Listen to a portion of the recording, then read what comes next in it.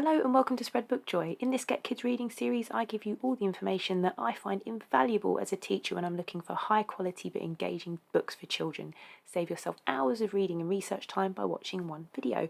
To make life even easier, I've put timestamps in the description below so you can skip to the most relevant parts of the video.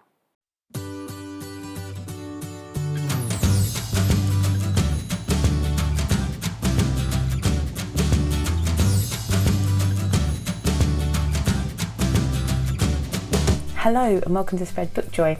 If you're new to this channel, I'm Jack and I'm a teacher sharing my reading adventures and art experiments inspired by books. Today's video is all about the wonderful witchy adventure A Pinch of Magic by Michelle Harrison. I'm going to tell you a little bit about the book and the author, and then I'll give you a brief rundown of the book but then a fairly detailed synopsis. I will give you a spoiler warning before I start the detailed synopsis in case you don't want that much information about it and would like to enjoy the text on your own. There'll be timestamps below in the description if you need to skip to specific information. So the book itself, well, I'm going to rave about this book because just how beautiful it is. The contents of the book I will talk about in a minute. I loved the story, I thought it was fantastic, it was beautifully written, but look at this edition, it's absolutely gorgeous, and I was really careful when I was trying to read it not to spoil it at all. It's just wonderful. So you've got these really vivid, gorgeous folk style illustrations on the cover, and I'm going to talk about the illustrator just briefly because she's an author herself, and I'd read a book previously by her which I got excited about when I realised it was the same illustrator. On the back then you've got this amazing blurb: 3 sisters trapped by an ancient curse, 3 magical objects with the power to change their fate. Will they be enough to break the curse, or will they lead the sisters into even deeper danger? That will grab anybody who's interested in magic or fairy tales or fantasy. 3 is very magical number, 3 sisters, 3 magical objects, a curse, great, straight away it grabs you. And then you've got this just beautiful, look at it, you've got these lovely blue edges, you've got a golden spine, and just the whole thing just makes my heart sing. It's so pretty, it's so beautiful. The book is published by Simon & Schuster. It's $6.99 and I got it is part of a 3 for 2 deal in Waterstones. I think it's one of those books that will be in sort of on offers like that for a while. I think it's cheaper on Amazon as well, £5.50 or something like that on Amazon when I last checked, but this is 2020 when I'm looking, so whenever you're watching this that might not be the case anymore. But the book itself, in terms of the length of time it will take you to read as a teacher, well, it's about, let me see, it's 330, it's an epilogue, maybe more, 350 pages. It's not dense type, but this is a really well written book with quite adventurous vocabulary, and it says on the book trust that actually they recommend it for a reading age of 10 to 12, so it's that really upper end of primary, actually beginning of secondary, year 7. I think the way it's written, you would definitely need to have some discussions around some of the vocabulary, but the story's really well paced, it's really fast paced, and if you read this to the children as your storytime book, I think they'd absolutely adore it. If you're reading it as book for guided reading, I'd recommend it for year 6. It's good vocabulary, good opportunities to practice reading unknown vocabulary and finding out what those words mean. This was a Waterstones Children's Book of the Month at one point, and it was shortlisted for 2020 British Book Awards. I don't know if it won anything, but it was shortlisted at least. And the illustrator, just to get back to her name's Melissa Castrillon, and I don't know if it's French or Spanish, Castrillon it's spelt, but with an accent, and she wrote a book which I'm going to put up on the screen briefly because I haven't got the actual book to show you, but it's called Mighty Min. It's a little picture book all about a tiny but mighty and brave little tiny girl who goes on an adventure through a garden. And you just look at the cover. That's all I'm going to say to you. Just look at that cover. It's gorgeous. I'm definitely getting a copy of it. I'll do a video on it, just a little flick through and rave about it again because it's just beautiful. So I'm going to cut away now and show you me doing my own piece of not as fantastic artwork based on the book while I talk to you about the author and the synopsis.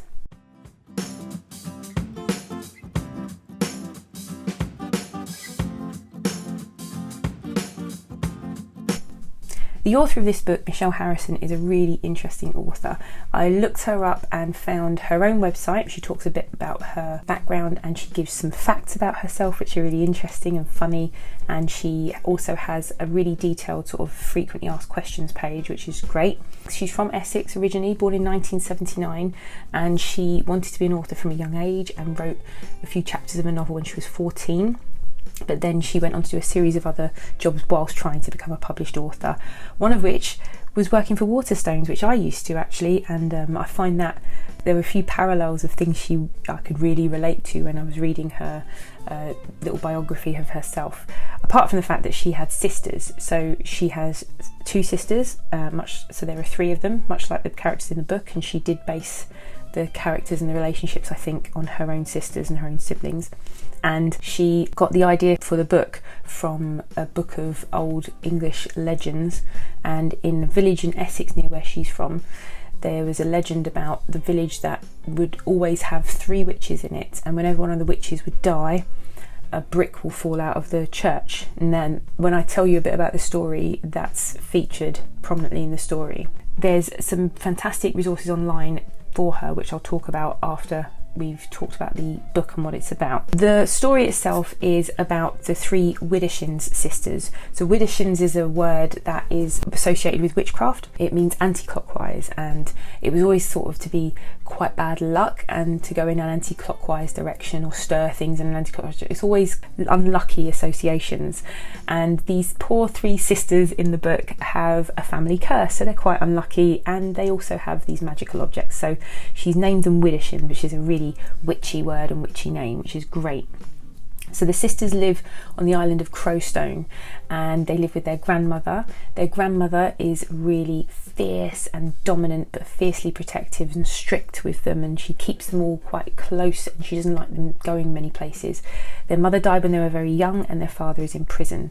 So the island of Crowstone seems like quite a gloomy place, and the pub that the grandmother runs is called the Poacher's Pocket, so you can imagine quite a lot of rough people like frequent this pub, so it's not like the nicest place in the world. So the 3 sisters are Felicity, who's 16 and she's called Fliss, Betty, who's 13 and she's the main focus of the story, and Charlotte, who's called Charlie, and she's 6.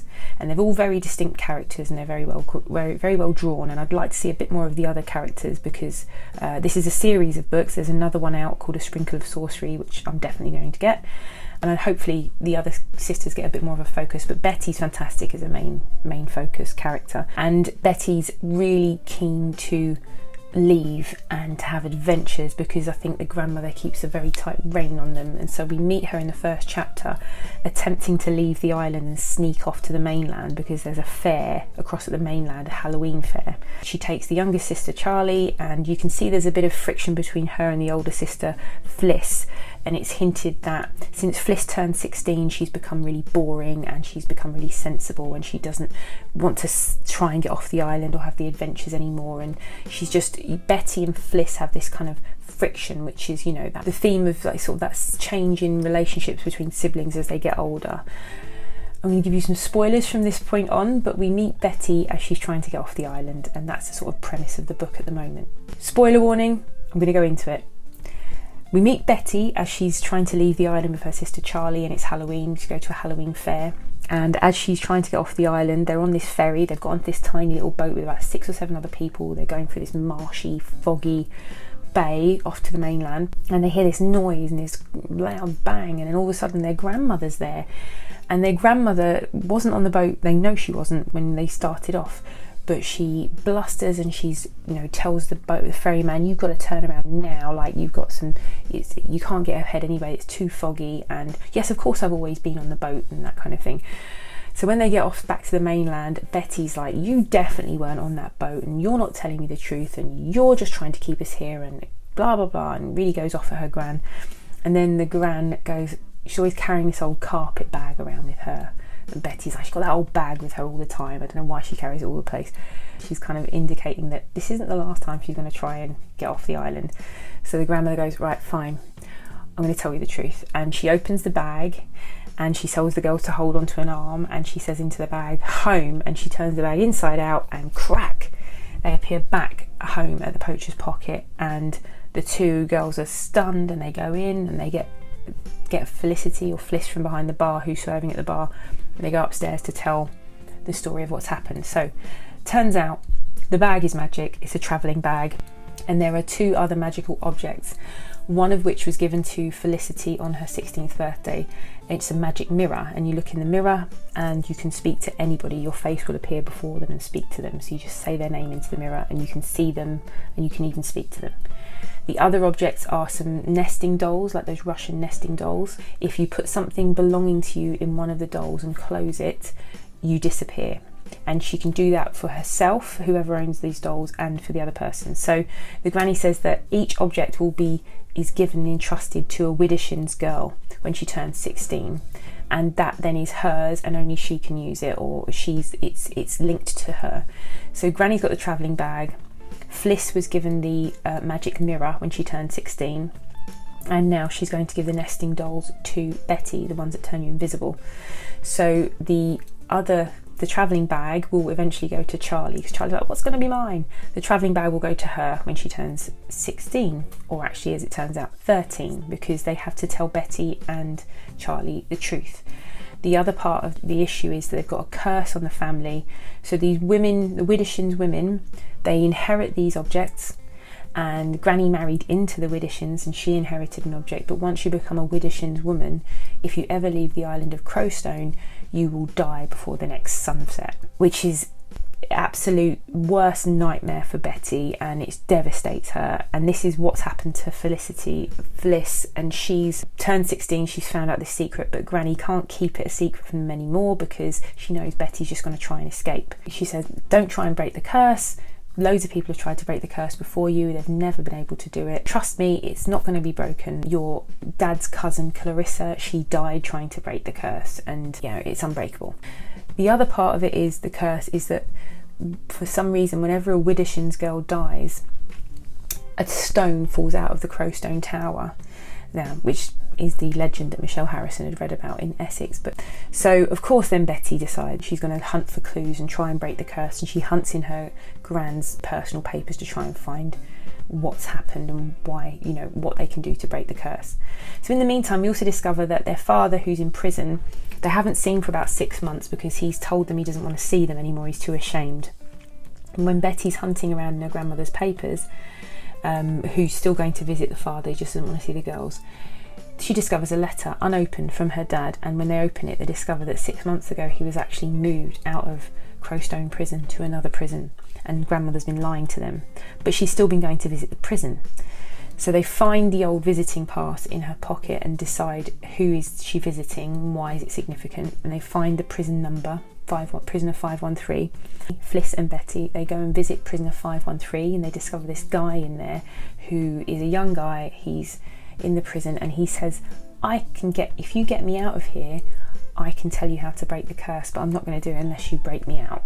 And that's what he's been telling their grandmother. So for some reason the grandmother's not done it. Maybe she doesn't trust him, but the girls decide they're going to have to try. So they go home, they hatch a plan to steal the travelling bag and use it. And they discover the travelling bag doesn't really work for them, but Charlie it will work for. And they didn't want to take Charlie with them to the prison and break this guy out, but they have to because she's the only one who can work the travelling bag. Charlie then is told, right, we want to see prisoner 513. She's 6 years old, so what does she yell into the bag? Take me to prisoner 531. They end up in a cell with not the prisoner they were intending, but this massive lunatic of a guy who grabs hold of Charlie, and how did you get in here? And he basically, when they try and get away from him and they yell into the travelling bag, prisoner 513, and they get into that prisoner's cell, he hitches a ride along with them, this crazy lunatic. They try and overpower him, all of them, and they try to get out before the warders hear all the noise and kerfuffle, and they take prisoner 513, turns out to be a boy called Colton. We find out later he's been unfairly imprisoned, and he wants to escape. He's like, you've got to take me out of here, and that's part of the deal. And they take him to the island of Lament, which is where the graveyard, where he says hidden in some caves there's a boat. So they zap with the travelling bag out of the prison to Lament, but of course this crazy lunatic comes along with them, but they've managed to overpower and tie him up at this point, but he's grabbed hold of one of them and he comes with them. When they get to Lament, they're arguing because Colton says, I'm not going to tell you till I get to the boat that I need to go to. I'm not going to tell you how to break the curse until I get there. So whilst they're arguing, they turn around and Jared, who's the lunatic, this guy, has gone. He's just disappeared. So they're stuck on this island with this lunatic free and warders after them, and they like go to the boat, which they don't even know if it's really there. It's a legend. There's a boat there for escaped prisoners to use. They get to the boat and Colton says, I don't know how to break this curse. I lied to you. I just wanted to leave. And you can see he feels really bad about it, but the girls are absolutely distraught and furious. They've aided and abetted a prisoner leaving the island, and they've got themselves into some serious trouble. And whilst they're having this argument with him, who shows up but the lunatic? And he's overheard, you know, he knows about the curse, he knows about the travelling bag and the magic. That's all he knows about. He doesn't know about the other magical objects. And he seizes Charlie and Fliss, and he says he doesn't care that they're going to die, but he wants them to take him to the mainland. So they do. If it wasn't for Betty desperate to leave and break the curse, her sisters wouldn't be in this danger. So Betty then makes a pact. She's got to, before sunset the following night, she's going to have to break the curse, and Colton's going to help her. Now, whilst all of this is going on, there is a parallel story running throughout the book. I always like it when there's a parallel story in a book like this, because that happens in Holes by Louis Sacre, and it's really effective. There's a story of the girl in the tower that we met in the epilogue, in the prologue, sorry. And she is called Saoirse Spellthorne, and she was imprisoned in the tower for sorcery 100 or so years before the story takes place. And we learn about her from a really sort of nefarious, grumpy old character in The Poacher's Pocket, who tells Betty he used to be a warden, and when they're trying to originally figure out how to get prisoner 513 Colton out of prison, they're like, oh, he was a warder and he got arrested because he used to help people escape, so maybe he can help us help Colton escape. And Betty plies him with drink and asks him about what he knows about the Crowstone Tower. So whenever a Widdershins girl dies, a stone falls out of the tower, so they ask him about it, and he says, I'll tell you a bit about what I've learned about the tower. So he starts to tell the story of Saoirse Spellthorne. She was a girl born on a boat at sea. Her mum was in a storm in a boat at sea, and she was rescued by 3 people off the island of Torment, where they've all been banished, brought back to Torment. And mum remarried, and they had another little girl called Prue, so 2 sisters. And these 2 sisters have a very dysfunctional relationship with the mother as well, and the people on the island don't really trust them. And as the book, her story goes on, we discover that Saoirse Spellthorne can do things. She's magic, and she's a witch, basically. She's got powers. And interestingly, the powers match the ones that the bag and the nesting dolls and the mirror have. And we learn just about as much as that before the story. We don't know how she ends up in the tower. We just learn that, and then, the girls are interrupted and they don't hear the end of the story. But of course, when someone escapes from the prison guards turn to the character who told the story. He's called Fingerty, and they turn to Fingerty to help them find the escaped prisoner.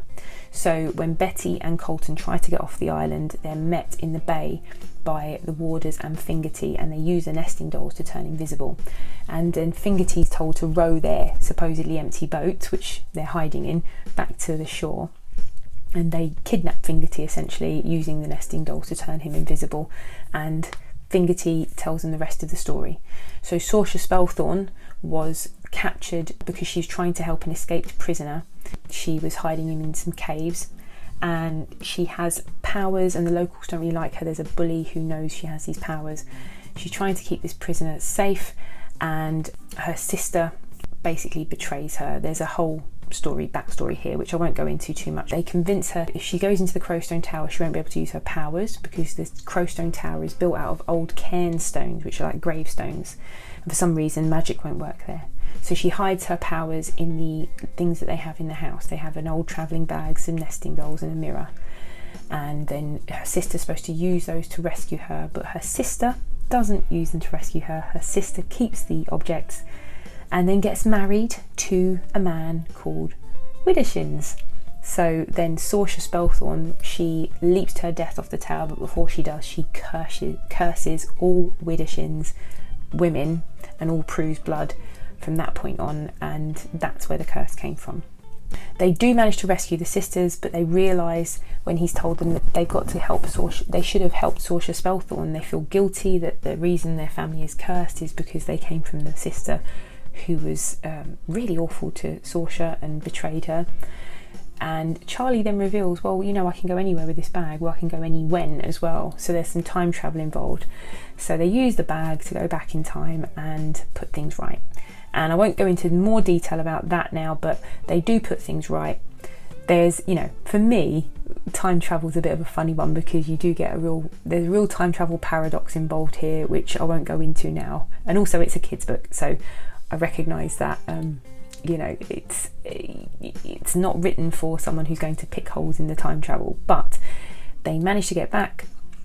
They rescue Sorcia, they bring her back forwards in time.